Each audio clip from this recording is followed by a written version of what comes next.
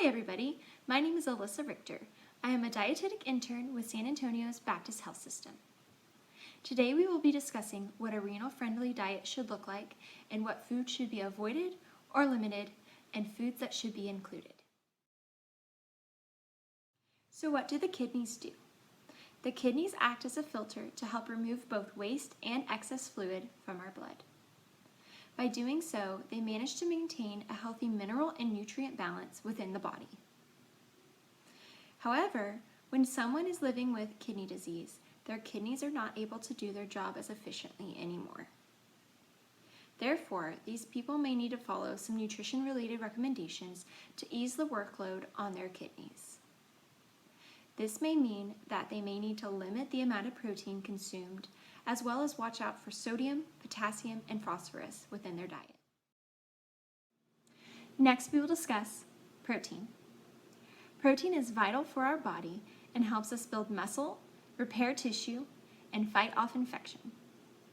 However, despite the multiple roles that protein has in the body, people with kidney disease will need to adjust the amount of protein they consume each day.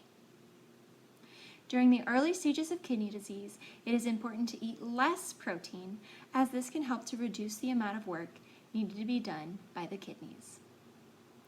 Aim for each protein serving to be about the size of half of your palm. On the other hand, if you are in end-stage renal disease, there is no need to restrict protein, as your blood is cleaned during your dialysis treatments.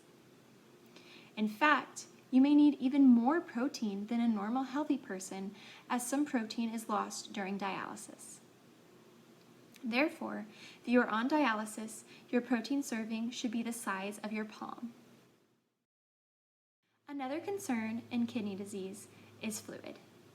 Oftentimes, patients will need to restrict the amount of fluid they consume each day. Check with your healthcare provider to determine if you need to follow a fluid restriction. Less fluid allows for you to manage your urine output and avoid fluid retention, which may cause adverse effects like shortness of breath, swelling, high blood pressure, and increased strain on your heart and blood vessels. Now that we have discussed protein and fluid, it is time to talk about the minerals that impact the kidneys. One of these is potassium. Potassium is important as it plays many roles with nerve function and muscle contraction. Extremely low levels and extremely high levels of potassium can be life-threatening. For this reason, it is recommended to limit the amount of potassium in your diet to prevent these levels from rising too high. Most fruits and vegetables contain potassium. Some that are particularly high include avocados, potatoes, spinach, tomatoes, bananas, kiwis, melons, and oranges. Other foods that are also higher in potassium include beans, nuts, and dairy products like milk and yogurt. Another mineral of concern is phosphorus.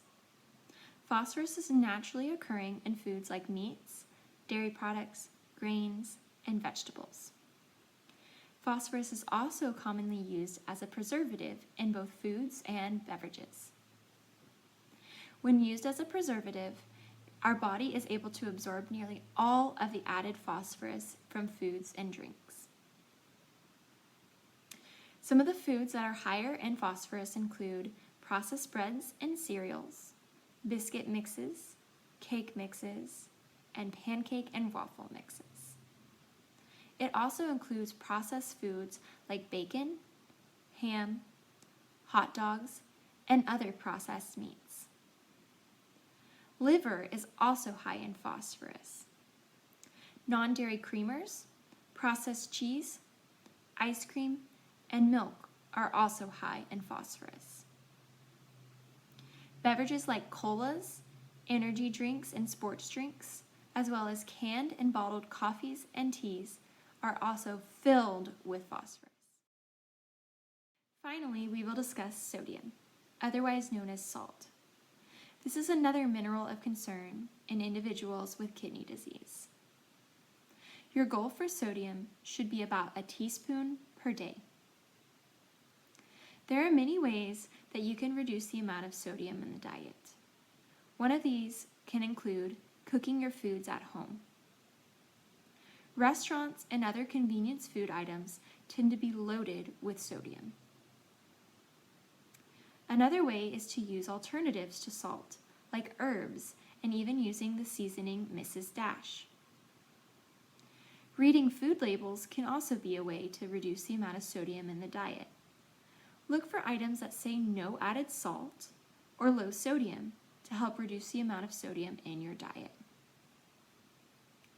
Foods that are commonly high in sodium include soups, soup mixes, packaged foods, pickled foods, and many sauces.